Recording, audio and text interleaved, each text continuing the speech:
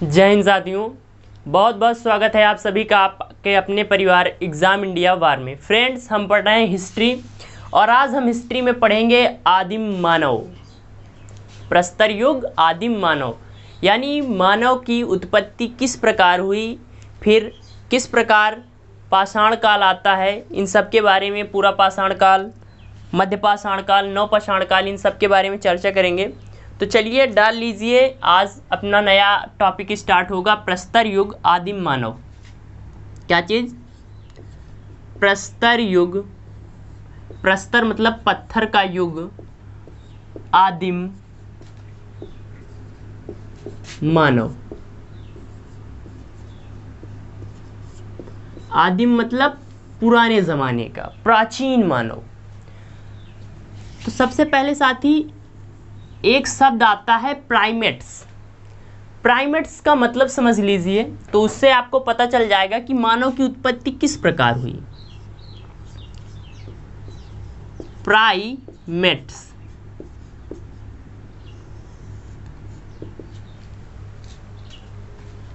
Primates शब्द का अर्थ होता है मानव सदृश बंदर, यानी मानव की तरह का बंदर। तो इसका अर्थ क्या होता है? प्राइमेट्स का अर्थ होता है मानव सदृश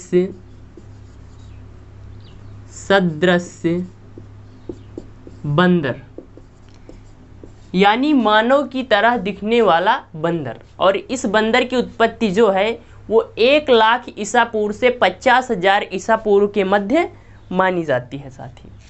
तो इसमें प्राइमेट्स तो पूछेगा कि प्राइमेट्स का अर्थ क्या होता है, तो मानव सदृश बंदर। इसमें आपका क्या क्या आ जाता है? तो लंगूर आ जाता है, लंगूर, बंदर और वन मानुष, वन मानुष। तो करीब 1 लाख से 50,000 ईसा पूर्व इन जीवों की उत्पत्ति हुई। ये पेड़ पौधों पर रहते थे, फिर इनको लगा है नीचे जाते हैं, बढ़िया ज़मीन पर आए, फिर ये पिछले पैर के बल खड़े होकर चलने लगे। धीरे धीरे चलते गए और 1-2 साल में नहीं, जो परिवर्तन होता है पीढ़ियों में, ये 2-2, 4-4 हजार वर्षों में होता है। तो इस प्रकार धीरे धीरे इनसे फिर आधुनिक मानव, परिवर्तन होते होते आधुनिक मानव की उत्पत्ति होती है। आधुनिक मानव, तो आई होप आपको समझ में आया होगा कि इंसान की या मनुष्य की उत्पत्ति कैसे होती है। तो करीब 1 लाख से 50,000 वर्ष पूर्व प्राइमेट्स का उद्गम होता है, जिन्हें नर वानर या मनुष्य सदृश वानर भी कहा जाता है, जिसमें आपके लंगूर, बंदर, वनमानुष आते हैं। हजारों वर्षों में इनमें धीरे धीरे परिवर्तन होता रहता है और नई पीढ़ियां बनते बनते आज का आधुनिक मानव आ गया, जिसे हम होमो सैपियंस कहते हैं। होमो सैपियंस,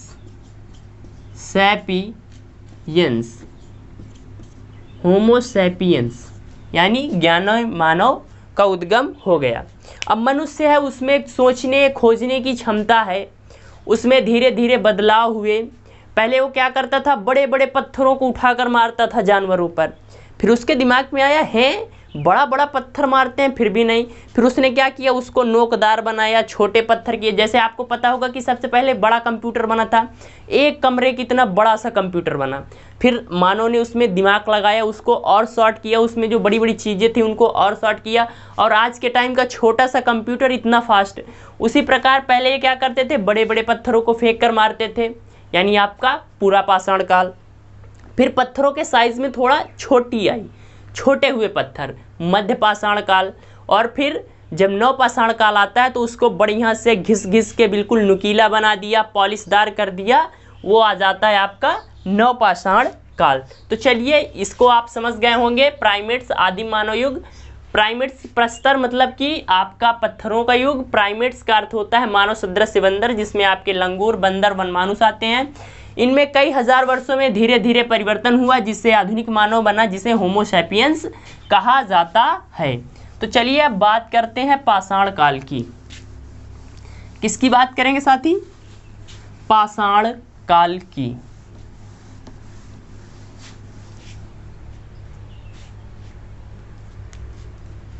तो साथ ही प्रस्तर युग, प्रस्तर युग या जिसे पाषाण काल भी कह सकते हैं, पाषाण काल यानी पत्थरों का युग। साथ ही इसको 3 पार्ट्स में डिवाइड कर देते हैं। There is 3 parts. सबसे पहले आपका आ जाता है पूरा पाषाण काल, पूरा पाषाण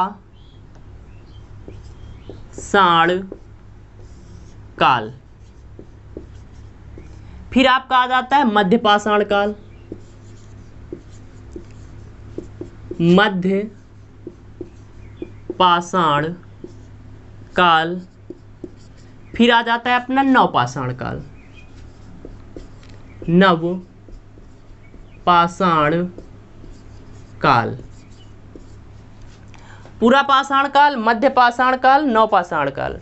साथ ही पूरा पाषाण काल जो है आपका ये आ जाता है अपना अज्ञात काल से, या 5 लाख ईसा पूर्व भी माना जाता है। अज्ञात काल या 5 लाख BC से लेकर आपका आ जाता है 9000 ईसा पूर्व तक। कहाँ तक साथी?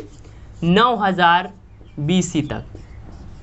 5 लाख ईसा पूर्व, आज से करीब, आज से 2000 तो वो ये हो गए, और 5 लाख उधर। इतने पहले मानव का उद्गम होता है, मानव का उद्भव होता है, जिसे पूरा पाषाण काल के नाम से जाना जाता है। फिर आपका 9000 से लेकर 9000 ईसा पूर्व से लेकर 4000 ईसा पूर्व तक, 4000 ईसा पूर्व तक आपका मध्य पाषाण काल, और 4000 से लेकर 2500, 4000 से लेकर 600,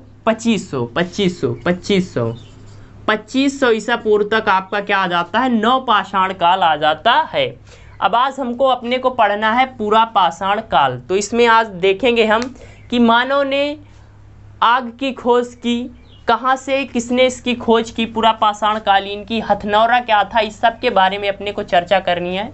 तो आई होप आपने इसको लिख लिया होगा और हेडिंग डाल लीजिए पूरा पाषाण काल।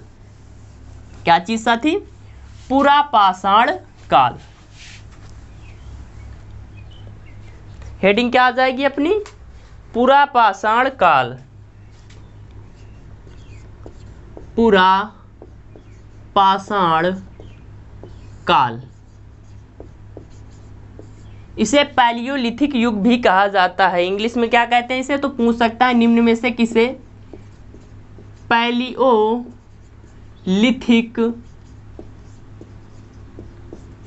युग कहा जाता है। तो पूरा पाषाण काल को ही पैलियोलिथिक युग कहा जाता है। इस टाइम का जो मनुष्य था वो शिकार खेलता था, यानी जानवरों को शिकार खेलता था, मारता था, और खाद्य संग्रह उनको उठाकर यूज कर लेता था, खा लेता था। इस टाइम में किसी भी प्रकार की खेती नहीं की जाती थी, तो इसीलिए इसे आखेटक, इस टाइम को आखेटक एवं खाद्य संग्राहक युग भी कहा जाता है।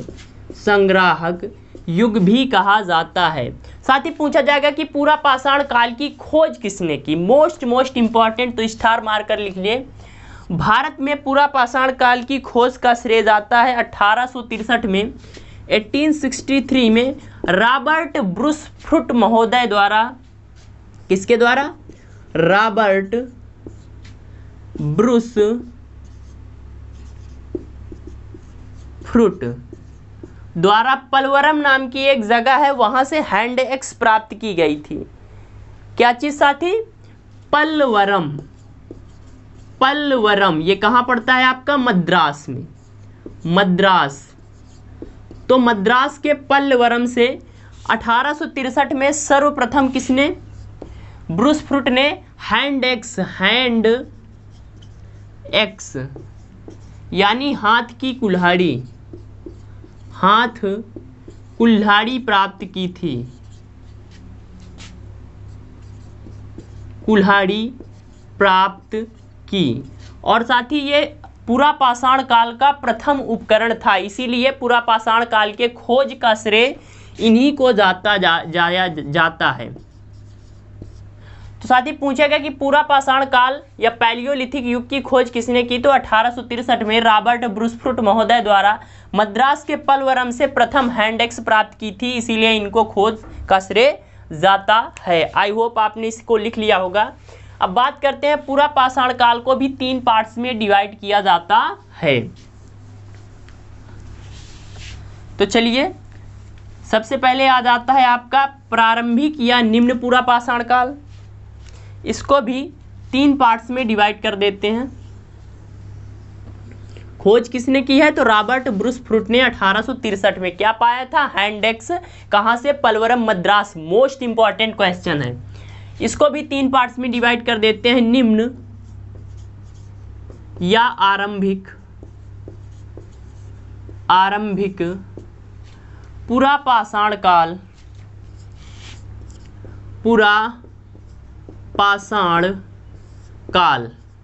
साथ ही इसके टाइम पीरियड की बात करें तो 5 लाख ईसा पूर्व से 5 लाख ईसा पूर्व यानी बीसी से लेकर आपका आ जाता है 50,000 बीसी तक। कहाँ तक? 50,000 ईसा पूर्व तक। 50,000 ईसा पूर्व तक इसी पाषाण काल का जो प्रारंभिक युग होता है, जिसे निम्न या आरंभिक पूरा पाषाण काल कहा जाता है। फिर आपका आ जाता है मध्य पूरा पाषाण काल, पूरा पाषाण काल। मध्य पूरा पाषाण काल 50,000 से 40,000, 50 से 40, 50,000 बीसी से लेकर 40,000 ईसा पूर्व तक आपका क्या होता है? मध्य पूरा पाषाण काल। फिर आपका आ जाता है उच्च पूरा पाषाण काल, उच्च पूरा पाषाण काल। कहाँ से कहाँ तक साथी? 40,000 बीसी से लेकर ये आपका आ जाता है 10,000 ईसा पूर्व तक। तो साथी पूरा पाषाण काल साथी ये मोस्ट इंपॉर्टेंट बेस्ट कंटेंट है। इसको पचाने के लिए शेर का दिल चाहिए। इसे वही रट सकता है या वही याद रख सकता है जिसका शेर का दिल है साथी। तो कंटेंट देखकर मत भागिए, क्योंकि जो आपका प्राचीन इतिहास है कोई नहीं पढ़ाता, सब लोग इसको छोड़ देते हैं क्योंकि ये थोड़ा हार्ड टॉपिक है, पर एग्जाम में पूछता है। तो इसको बिल्कुल लिखिए, नोट्स जरूर बनाइए। तो निम्न आरंभिक पूरा पाषाण काल 5 लाख से 50,000, मध्य पूरा पाषाण काल 50,000 से 40,000 और उच्च पूरा पाषाण काल आपका 40,000 से 10,000 ईसा पूर्व तक आ जाता है। साथ ही इसको कहा जाता है आपके सल्क संस्कृति। इसका उपनाम क्या हो जाता है? उपनाम लिखिए, उपनाम सल्क संस्कृति, सल्क संस्कृति। साथ ही इसको कहा जाता है फलक संस्कृति। पूछेगा कि निम्न में से फलक संस्कृति किसे कहा जाता है, तो आप बताएंगे कि मध्य पूरा पाषाण काल संस्कृति। और साथ ही उच्च पूरा पाषाण काल में इस दोनों युग का सम्मिलन हो जाता है, इसीलिए इसे कहा जाता है सल्क फलक संस्कृति। दोनों को मिक्स कर देते हैं इसमें, सल्क फलक संस्कृति। तो साथ ही यहाँ पर मैंने पूरा पाषाण काल को 3 पार्ट्स में डिवाइड कर दिया है। अब बात करते हैं कि पूरा पाषाण काल में मेन काम क्या हुए हैं। तो आप बढ़िया से आप हेडिंग लगाकर डाल दीजिए, पूरा पाषाण कालीन महत्वपूर्ण कार्य, या जहाँ पर आपने पूरा पाषाण काल लिखा है वहीं पर नीचे से बढ़िया सुनहरे अक्षरों में लिखना स्टार्ट कर दीजिए। सर्वप्रथम मानव द्वारा आग की खोज किस काल में हुई? पूरा पाषाण काल।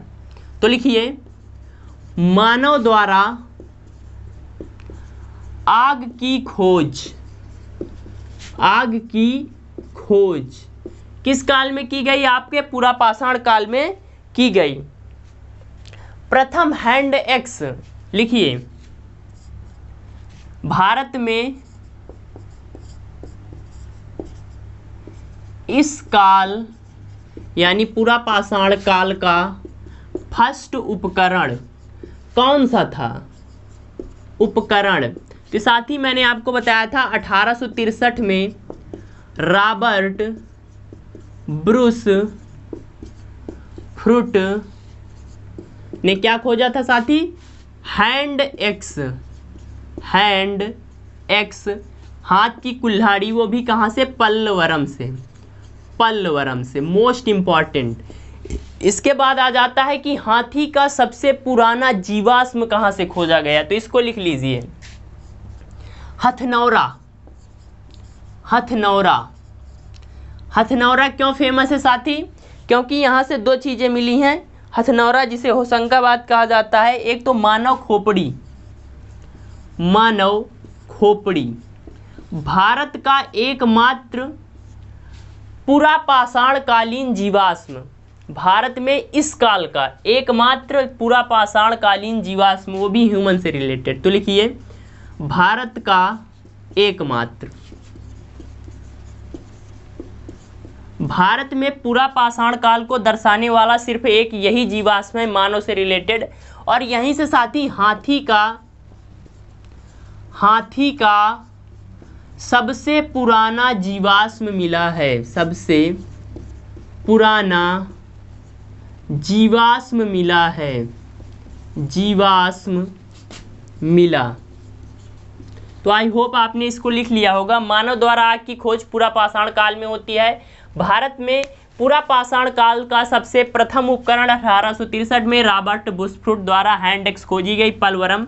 हथनौरा से मानव की खोपड़ी, जो कि भारत का पुरापाषाण काल का एकमात्र जीवाश्म है, और यहीं से हाथी का सबसे पुराना जीवाश्म मिला था। साफ करते हैं साथी इसको। आप सभी लोग देखते होंगे कि महिलाओं में श्रृंगार करने का बहुत ही अच्छा, जो उसको क्या बोलते हैं, आपने देखा होगा कि महिलाएं श्रृंगार बहुत करती हैं, ब्यूटी पार्लर जाती हैं। आज के टाइम में तो ब्यूटी पार्लर जाती हैं, उस टाइम तो ब्यूटी पार्लर था ही नहीं। तो साथी फिर भी इनमें श्रृंगार करने की प्राचीन परंपरा है। तो लिखिए श्रृंगार, श्रृंगार साधनों का प्रयोग इसी पुरापाषाण काल में होता है। इसके अलावा एक जगह आती है लोहदा नाला। लोहदा नाला से हड्डियों से बनी एक मूर्ति प्राप्त हुई है। तो लिख लीजिए लोहदा नाला से, लोहदा नाला कहाँ पड़ता है? तो यूपी में पड़ता है। यहाँ से हड्डियों से बनी मूर्ति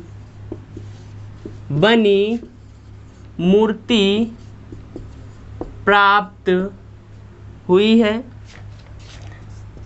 इसके अलावा साथी आपने सुना होगा भीमबेटका की गुफाएं। तो भीमबेटका की गुफाओं में जो भीमबेटका की गुफाएं हैं वो भी पुरापाषाण काल से हैं। यहाँ पर जो पुरापाषाण कालीन लोग रहते थे। तो लिख लीजिए, पूछेगा कि निम्न में से कौन सा स्थल पुरापाषाण काल से संबंधित है, तो आप लिखिए भीमबेटका की गुफा। भीमबेटका की गुफाएं जो कि आपके मध्य प्रदेश में पड़ती हैं साथी। कहाँ पड़ती हैं? मध्य प्रदेश में। तो यहाँ से भी जो औजार प्राप्त